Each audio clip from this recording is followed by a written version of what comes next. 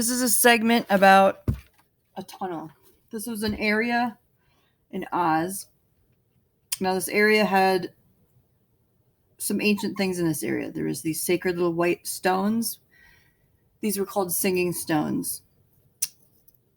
Over time, this whole area that was very pristine and very lovely got defiled over time and taken over by dark forces. The first thing that it got taken over with was a nest of Dracos that went underground. They had a hive mind, and they used a pipe that acted kind of like a periscope that went up to the surface. And this whole area up until the 70s was a picnic area. It was a beautiful spot, and it was safe, and nature was very serene around this place. So then many families moved into the place, and many agents and forces that tried to corrupt the entire area. Many families and weavers came to the area, and then these bad elementals started forming in the trees there. And these things are shown as like these scurry little creatures that guard like a certain tree area on a road, and the road is broken and it disappears in both ways. They show part of this in the Spiderwick Chronicles with those creatures that climb down the trees, and then they're guarding an old entrance to the place. So those beings were there in the trees, scurrying up and down there to try to cover up the old entrance to the park, to cover up history and time and the things that had happened there over the course of events, because it happened layer by layer. So the first child that was taken and disposed of in this park is what started this whole offset. And then it changed everything. And this child she was a pure prime child. So that opened up a door for a fallen angel to manifest in the sky when her soul was tortured there, because it expanded so much into the dimensions and created such an effect and a reaction. So that's why they hunt children that they called primes. So this fallen angel got to interdimensionally bust a hole through space and time because of this event that happened on a rock.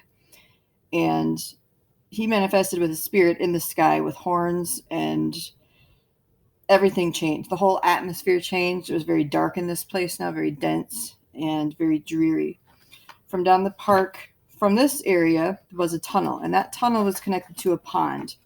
And this pond had little train tracks going around it and a couple little islands. And this is where the African Queen programming happened, which also correlates to the King Djinn programming and the two pillars of satanic programming that happened in this area.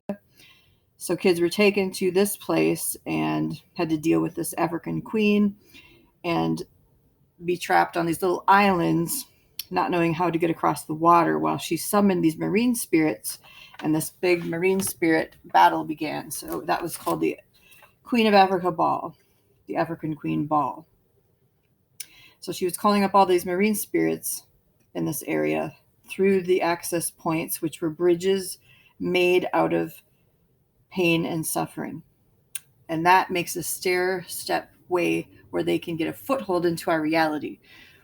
When they use a body, a prime body or DNA and things that they open up in children that they take to create a bridge and to stay in a certain area, to have some type of legal hold and authority in that area. So what they summoned up from this pond is an albino crab from hell. And it was bluish too, and that frequented the tunnel area. And it carried a soul cube on its back and played many games with the kids who saw it and understood what was happening in this area.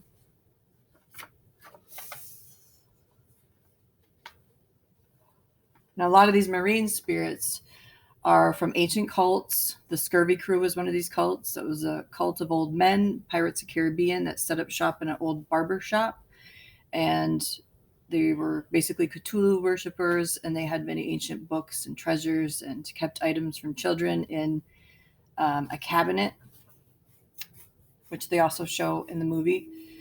And then the octopus thing would come down on a specifically made and charged chandelier that was like the size of the ceiling. And they would lay kids on a table, which they replaced with a pool table. And then this octopus entity would come down and try to look into the children's timelines with its tentacles and with its eyes, until finally it realized that some of the kids were time hoppers and they'd already seen its future, so it couldn't access them like it would like to, and try to mess with their destinies. Um, so then that octopus creature ended up getting its eyes melted out of its head and blinded, and that was done away with. So this crab entity was hard to deal with because this thing had also, these entities are very ancient, so they know how to use certain corridors, certain doors, how to manipulate into our reality, and they need to be quantumly dealt with because they can traverse the time corridors. So it wasn't just a regular like spirit of any old crab. It was like a king crab from that got opened from a portal from the pit of hell. So its claws could also see into timelines, and it was seeing differently than a regular lower level entity. So we quantumly dealt with it, and it took four people to go around it and to get its claws under wraps. It was seeing into timelines and moving its appendages and claws around furiously. So it goes into the back of this tunnel, and this tunnel in the back of it was like a trap back there because a fence had been built behind it, and this was a feeding area too. So we had to think of many interesting ways to disable it, distract it, blind it, confuse it, use holograms, split ourselves up. And then a little boy eventually, he wasn't really a little boy. He was very skilled, but in a smaller body, I would say. Wasn't an adult at the time, but this boy grabbed this long, torn off car muffler that was bent out of shape and smote it over the head. So then we called him the Crab Cracker that day. So this tunnel area also had other things and supernatural events that pierced through the veil and reality there. Things started being summoning up there from this marine pond constantly. A giant actually came through this tunnel once, and so it was written on the walls. He never even had a name. And the kids wrote that there because kids would be taken down into this tunnel entrance, disappear into the pond or disappear into the tunnel, and piles of clothes were left in front of this tunnel, which is evidence. One of the boys that got taken down there had heavy psionic attacks from this giant. So the giant, what it would do is it would tell the kids in their minds to take off their clothes, and if a child did take off their clothes, it meant that it was going to be eaten. So you had to battle the mental attack first, because they attack your mind first, and not give in to its commands. So this area had many, many strange anomalies happen over time. Like I said, it was just layer by layer. So then the whole area just got very unstable, and the scenery changed drastically there. So there was a little walking path that was in the woods near it, and this went way up on a slope, and the ground itself started to shift and become very rocky and uneven, and it was hard to walk through. So sometimes there can be spiders that we also encountered, AI spiders, giant spiders, other things that we encountered in the woods that set up shop. They corrupt the root systems of the trees, which are an archive and a network. And then High Sorcery uses the trees as portals to come out of sideways or other things, or they feed them blood, and then they corrupt the design and nature of a good tree and turn it into a bad tree. And then they make certain trees sacred evil trees because they know, in fact, there are sacred good trees. and they can bind things up in that tree and hold people and fragments of them hostage in that tree. So the path that was on this little woods area ended up having a spider web through it. And this spider web was also a supernatural spider web that you'd have to get off of you, because it would try to, it would almost feel like quicksand when you were walking down this trail trying to get the spider web off, because you were seeing into different timelines, and it would try to confuse the timelines as you were walking down this path and try to pull you down with it, or pull you in a direction that you shouldn't go. So you had to walk a straight path and overcome those mental attacks, for one. And then in this area, when you go down the creek system, the creeks got very, very corrupted because they had natural spring water. They were clean. You could drink from them. They were pure. So it didn't take long for rituals to start being done in certain places like this, and to really abuse the areas and punch holes interdimensionally through the place that just almost wiped a place out where nobody would ever want to go down there. So one of these creeks that connected straight through the giant tunnel also had a cult meeting that was down there at night. So they brought lanterns, they brought kids on the spider web, time sinking, it's like time shifting quicksand trail. And the children were brought down to the edge of this creek, which had another opening to another tunnel system. And what this ancient cult was doing is that, for one, they use clone bodies, and then they dispose of the clone bodies. If a spirit wants to use that body, they just use it for what it's worth and then dispose of it. They're body jumpers. And we saw this with Lilith, who turned many bodies' heads around because of the owl head turning ability, and others that worshipped, say, like an entity like that.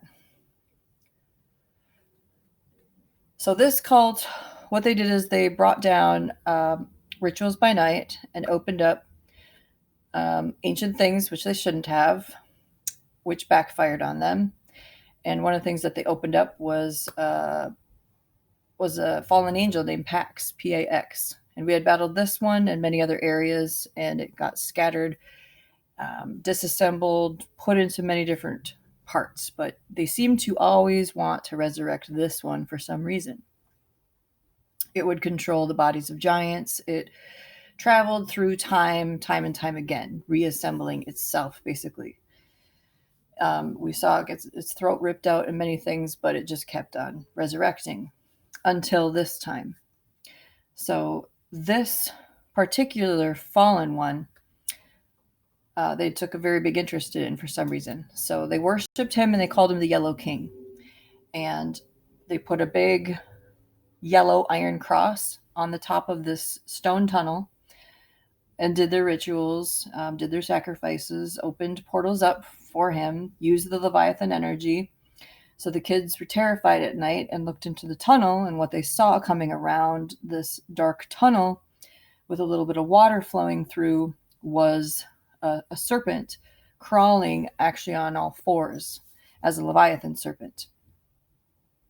So then that thing came up and somehow made a bridge or a portal, I think it was a portal, onto the stones, and made a connection point for these high-level entities to land. Some of them use landing platforms, some of them use cubes, some of them need kind of like a landing platform already prepared for them, like rolling out a red carpet. So that energy went around the rocks. The rock was a humongous rock split in two, and the energy scattered everywhere, and all of the water turned into black matter, like a black goo type water. So it was poisonous then, and it's still being cleaned up over time because of the defilement. So the entity of this fallen lands, comes down, and its body ends up standing upright, and its body's about 9 to 12 feet tall, I would say. And it wears a long yellow robe, rings. And these people basically worship this thing as like to me, it looked like an elven lord or something, like a tranny elf. And really kind of jagged features, sharp eyes that were sideways and squinty. And its voice was very disturbing, metallic, and and it was huge. So they thought that this thing was the most beautiful thing they'd ever seen in the world. They are so inverted and absolutely twisted in their minds that the most rottenest smell, like rotten feet, cheese type smell, is the smells that they think is beautiful, because these creatures smell like that. And a face that's twisted and hideous and Baphomet-like in an elvish form was the most beautiful thing that they'd ever seen. That was blood hungry and would rip apart children right in front of them as they stood down there and watched.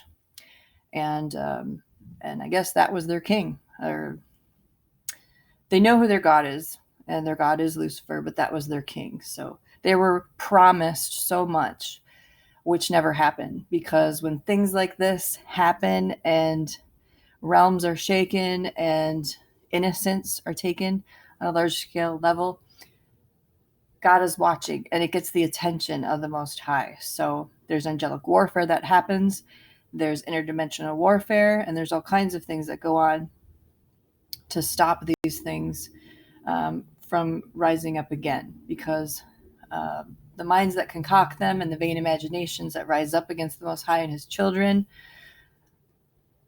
always have a cap. They're not just going to have relentless free reign to do whatever.